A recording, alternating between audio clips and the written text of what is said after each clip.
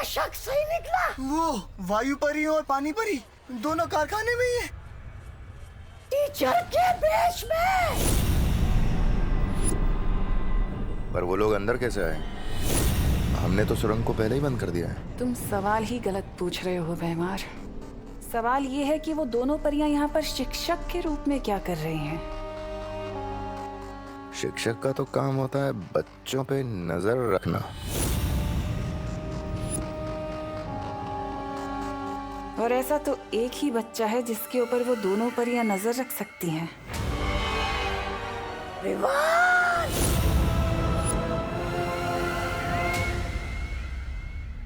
सुतली, सुतली।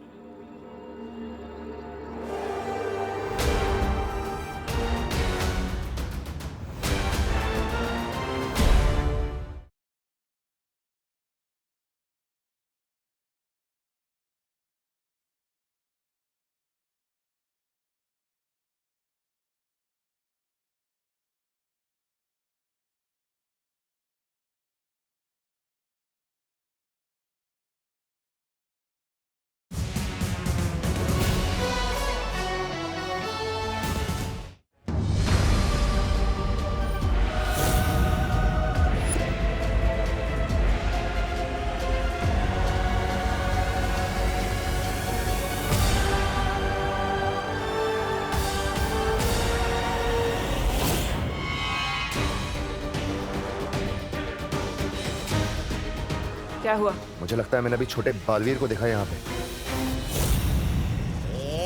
बुरा मत मानिएगा भैरानी, ये भैमार जी बालवीर और विवान से इतनी बार मार खा चुके हैं कि उन्हें हर जगह वही नजर आते हैं। अब पहली बार मैं ऐसा ही कह रहा हूँ। तिम्नासा को पता चल गया है कि हम उसके चक्रव्यूह को भेदने की कोशिश कर रहे हैं, इसलिए उसने उस सुरंग को बंद कर दिया। अब हम फैक्ट्री में जाएंगे कैसे? अब वायु परी और पानी परी को अपनी शक्तियों की मदद से बच्चों को बचाना होगा। वायु परी, क्या आप मेरी आवाज सुन पा रही हैं? वायु परी जवाब दीजिए, क्या अब तक मेरी आवाज आ रही है?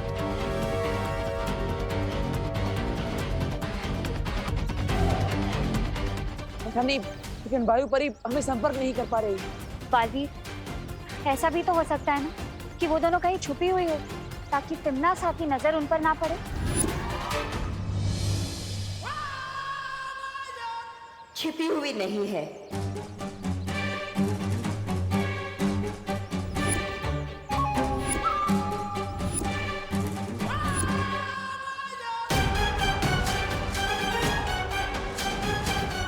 जमी हुई है, बर्फ की तरह। तुम सबको जवाब देना तो दूर, जब तक मैं इशारा ना करूं वो लोग अपनी पलकें भी नहीं झपका सकती।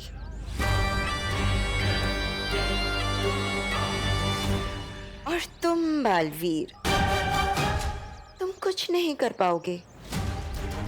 तिम्नासा का नील अकाल जहर पूरे शहर में फैल जाएगा और तुम बस देखते रह जाओगे।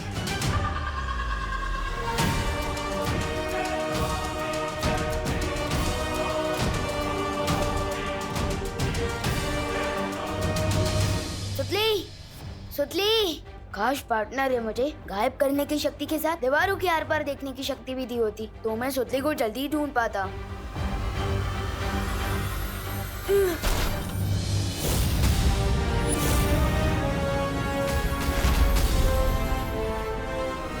किसी ने उस जादुई यंत्र के साथ छेड़खानी की है।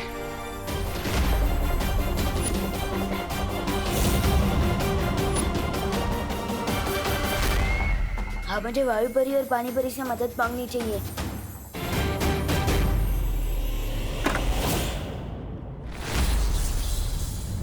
लगता है कारखाने के चारों तरफ फैला सुरक्षा कवच कमजोर पड़ रहा है।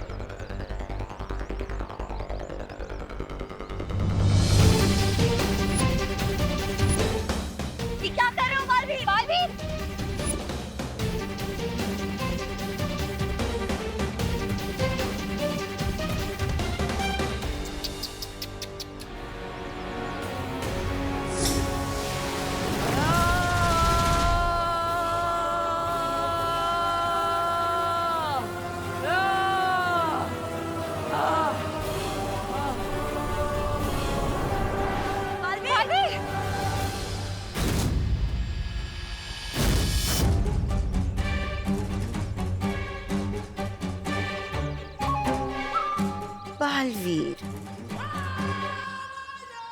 बात याद रखना, शतरंज के बिसात में ना प्यादे से बड़ा घोड़ा होता है और घोड़े से बड़ा वजीर।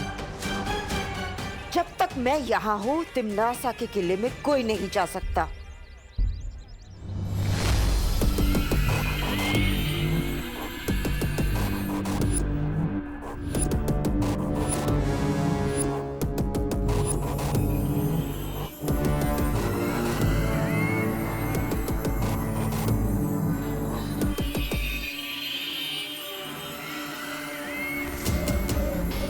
नन्ही उंगली की कसम भैरानी, लेकिन ये जादुई यंत्र गिराया किसने?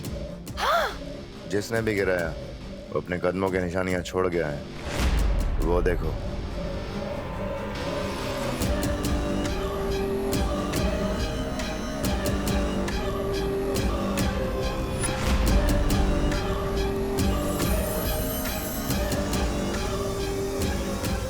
ये तो किसी बच्चे के पैर के निशान हैं। सुतली, सुतली कहाँ है तू?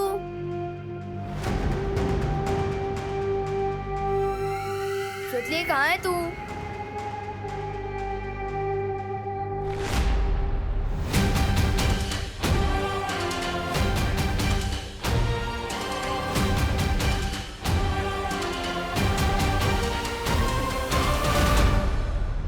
सुतली,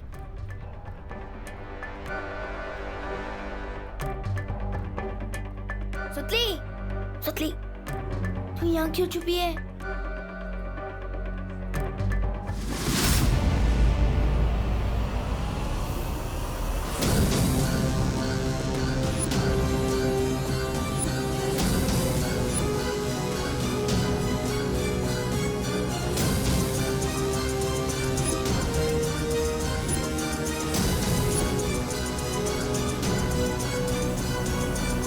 मिल गया मेरी नील अकाल सेना का सेनापति विवान।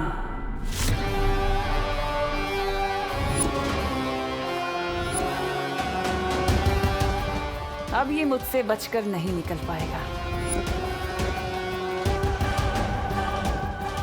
अरे तो फिर अशुभ काम में देरी क्यों? अब आप इस छोटे बालवीर पर अपनी नील अकाल जहर की मेहरबानी कर दीजिए। पहली बार तुमने कोई अक्ल की बात की है, तौबा तौबा।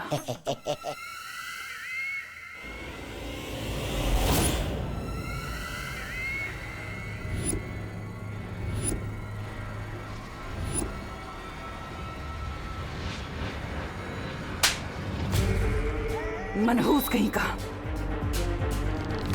भैरानी, नन्ही उंगली की कसम, ये छोटा बालवीर तो वो हो गया गायब। गायब होके जाएगा कहाँ? सुरक्षा कवच तोड़ के कारखाने के बाहर तो नहीं निकल सकता ना। ढूंढो उसे। अरे ये भैराजा भी सबसे पहले अपने आदेश का खुद ही पालन करते हैं। ढूंढो उसे बोल के खुद ही निकल गए। पूछा भी नहीं कि भैरानी यहाँ पर क्यों रुकी है। वैसे भैरानी आप यहाँ पर क्यों रुकी है? तुम्हें चुटकुले सुनाने का बहुत शौक है ना? चलो तुम्हारे लिए दर्शक ढूंढते हैं।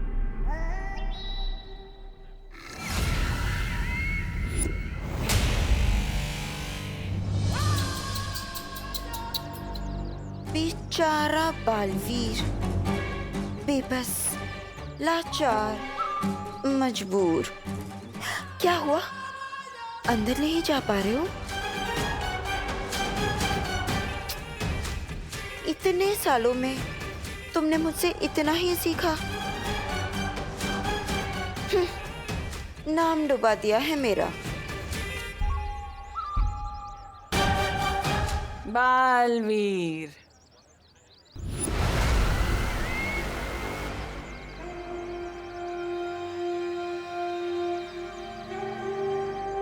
अरे ये क्या कह रही है तुम्हारी माँ? तुम इनके प्यारे बेटे से नालायक बेटे बन गए।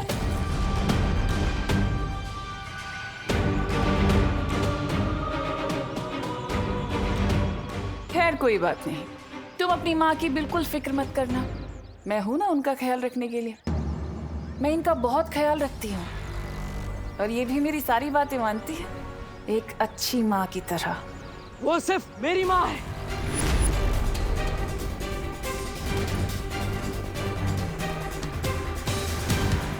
तुमने मेरी माँ को जितना भी परेशान किया है, उसका एक एक हिसाब लूंगा मैं तुमसे।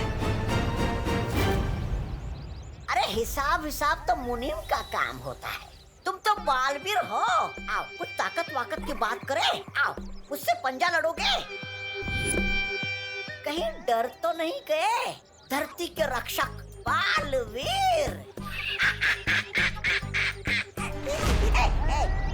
ये कैसा बेटा है, ये तो बहुत ही जल्द पृथ्वी लोक और वीर लोक के बच्चे बच्चे को पता चल जाएगा, जब मेरा नील अकाल शस्त्र पूरी दुनिया में फैलेगा।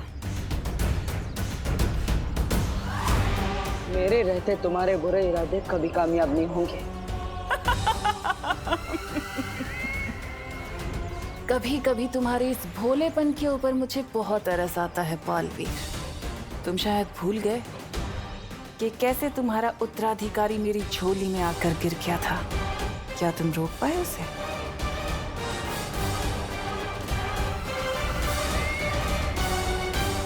क्या हुआ, सदमा लगा? अभी तो कुछ नहीं बालवीर, आगे आगे देखना कि मैं क्या करती हूँ। असली सदमा तो तुम्हें अब लगेगा, जब मैं तुम्हारे उत्तराधिकारी को अपना गुलाम बनाऊंगी, उसे कालवीर बनाऊंगी।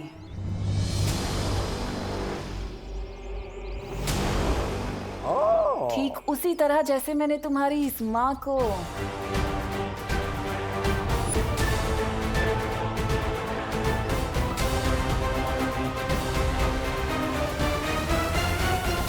बाल परी से काल परी बना दिया।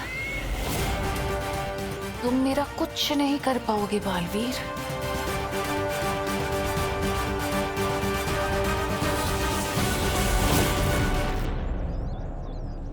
बालवीर, तिम्नासा को विवान के बारे में पता चल गया। अब क्या करेंगे हम?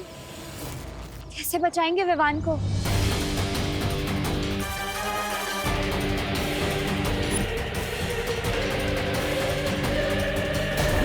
जी दीदी। खुशी, हाँ बेटा, मैं यही हूँ तेरे पास। तू ठीक तो है ना? पानी। हाँ पानी। आराम से दीदी, आजा। आराम से आराम से आराम से।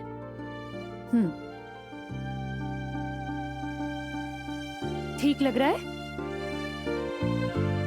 खुशी, ये बता वो औरत और आदमी कौन थे जो तुझे लेकर गए थे? कौन औरत कौन आदमी? मम्मी, लगता है दीदी को शौक के कारण कुछ याद नहीं है, और मुझे लगता है कि दीदी को अभी क्वेश्चन से ज्यादा केयर की जरूरत है। आप किसके बारे में बात कर रहे हो मम्मी? अरे वो सब छोड़ खुशी, तू मुझे ये बता, तुझे भूख लग रही होगी ना? हाँ मम्मी, पेट में तो चूहे ऐसे डांस कर रहे जैसे बहुत दिनों के लिए उपवास पे चले गए थे। लेकिन मुझे इतनी भूख क्यों लग रही है? वो इसलिए बेटा क्योंकि तू आज बहुत देर तक सो रही थी और तूने सुबह का ब्रेकफास्ट भी नहीं खाया। तो एक काम कर, तू 10 मिनट रुक, मैं तेरे लिए कोई अच्छी सी डिश बनाकर लेकर आती हूँ, ठीक है? लेकिन मम्मी रुको, डॉक्टर अंकल ने तो आपको भी रेस्ट करने के लिए कहा है ना। आपका बीपी फिर से लो हो गया तो? अरे कुछ नहीं होगा ऐसा। तू भूल गया विवान, तूने ही तो मुझे जड़ी बूटी खिलाई थी। मैंने?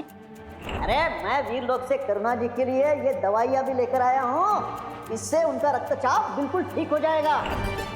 हाँ हाँ हाँ, मेरी दीदी, उससे मेरा बीपी एकदम ठीक हो गया। दवा ने तो असर किया, पर मेरी असली दवा मेरे दोनों बच्चे हैं, और खुशी को देखकर तो मैं एकदम ठीक हो गई। मैं अभी गिरपड़े को जाके बता देता हूँ कि खुशी मिल गई है, क्योंकि किडनैपर्स का पकड़ा जाना बहुत जरूरी है, वरना और बच्चे किडनैप होते रहेंगे। किडनैपर्स? कौन किडनैप हुआ दादाजी? अरे हाँ दीदी, वो अपना चिंटू किडनैप हुआ था ना, लेकिन अब सब नॉर्मल है। हाँ। मम्मी, देवू भैया कहाँ है? अभी तक वो वापस नहीं आए। हाँ, काफी देर हो गई है। तू जाके पता करके आ ना, कहाँ रह गया वो। हाँ। अब तक देवू भैया लौटी क्यों नहीं? है कहाँ भैया?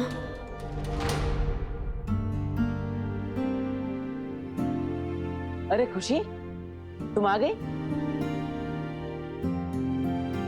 पर मैं तो घर पे ही थी, बस थोड़ी देर तक सो रही थी। लेकिन आप मुझे देख के चौंक क्यों गए हो? वो नहीं, वो क्या है ना, तुम्हारा भाई हूँ, इसलिए चिंता होती रहती है। लो, आप मुझे ढूंढने के लिए बाहर चले गए और अब विवान आपको ढूंढने के लिए बाहर चला गया। ओह,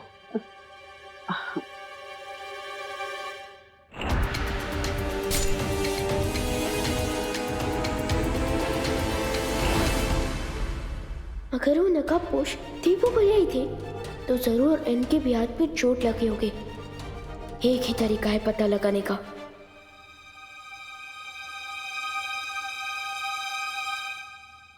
देबू भैया, कैश!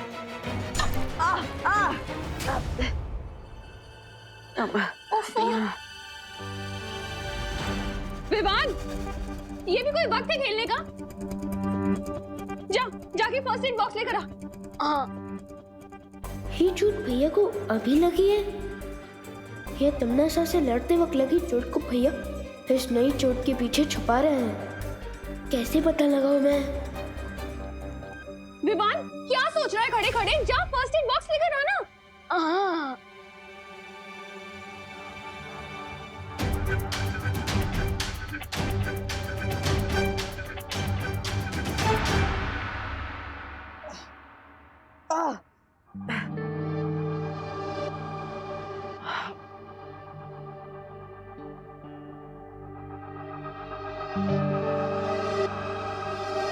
सॉरी भैया, मेरी वजह से आपको चोट लग गई। नहीं विवान, ये तो छोटी मोटी चोट है, लगती रहती है। लेकिन असली काम तो तुमने किया है। खुशी को ढूंढकर तुमने माँ के दिल पर लगने वाली बहुत बड़ी चोट को टाल दिया है। I am proud of you. भैया, असली क्रेडिट तो आपको मिलना चाहिए। मुझे? मैंने क्या किया? मैं तो बस यूं ही जीसी रोड पे भटक रहा था। असली काम तो तुमने किया है। वैसे मैं गिरपड़े जी, अनन्या जी और भारत नगर के सभी लोगों को थैंक यू बोलना चाहिए। उन्हीं की वजह से आज हमें खुशी मिली है। बहुत मेहनत की है उन लोगों ने। बात तो सही है। हाँ, मेरे पास एक आइडिया भी है। हमें गिरपड़े अंकल, अनन्या दीदी और भारत नगर के सारे लोगों को एक थैंक्स गिविंग पार्टी पर बुला लेना चाहिए। हाँ, ये तो बहुत अच्छा आइडिया है। विवान, तुम्हारा माइंड तो तुम्हारी पावर्स की तरह ही सुपर है। मम्मी का मूड भी हल्का हो जाएगा, बेचारी बहुत दिनों से परेशान है। और हाँ, हमें ये ध्यान रखना है कि दीदी को ये पता नहीं चलना चाहिए कि उनकी किडनैपिंग हुई थी। और उनके लिए तो ये पार्टी कोई कॉमन पार्टी होनी चाहिए। हाँ, लेकिन ऐसे थोड़ी ना पार्टी दे सकते।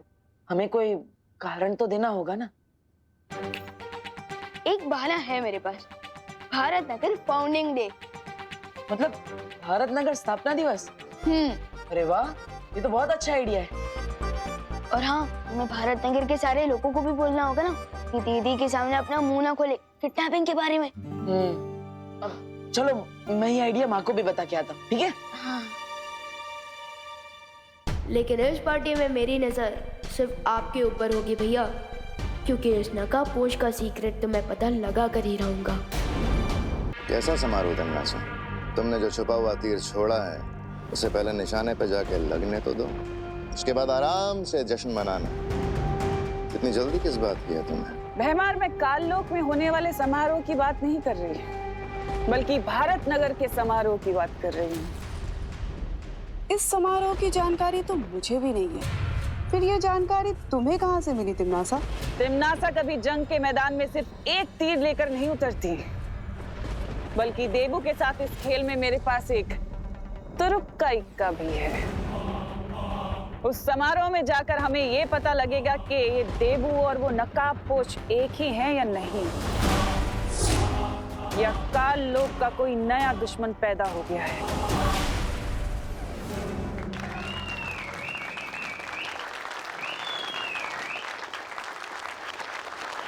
वैसे तो बड़े शहरों के छोटे छोटे घरों में रहने वालों के दिल भी छोटे हो जाते हैं, लेकिन मुझे खुशी है कि भारत नगर के निवासियों का दिल समंदर के जितना बड़ा है।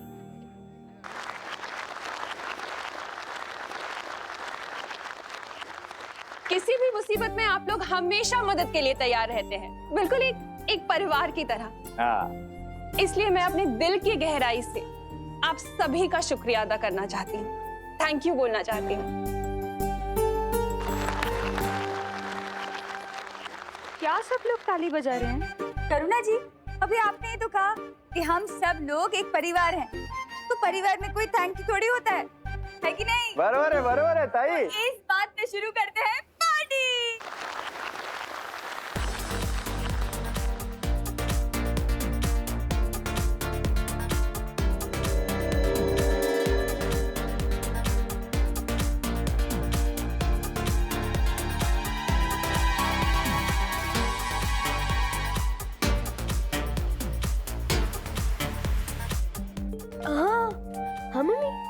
बहुत अच्छा आइडिया निकाला है तूने और देबू ने मिलकर। सबका मूड कितना अच्छा हो गया ना। Thank you.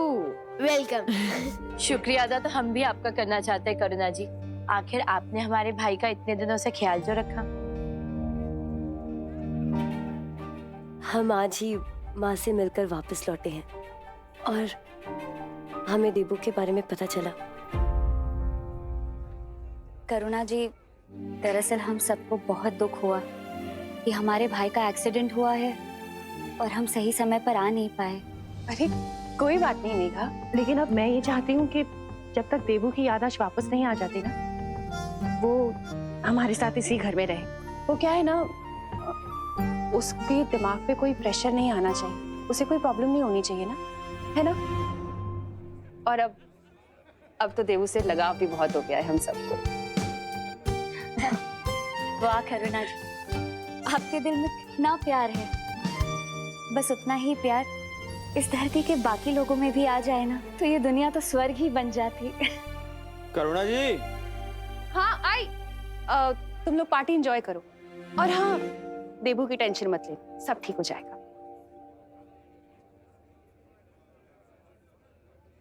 चलो प्रियो, आप लोगों ने मम्मी को तो संभालिया, लेकिन अब हमें बिल्कुल अलर्ट रहना चाहिए, क्योंकि हमसे हारने के बाद यम्मी आंटी जरूर किसी क्रेजी कैट की तरफ इस पार्टी में प्रॉब्लम पैदा करने की कोशिश जरूर करेगी।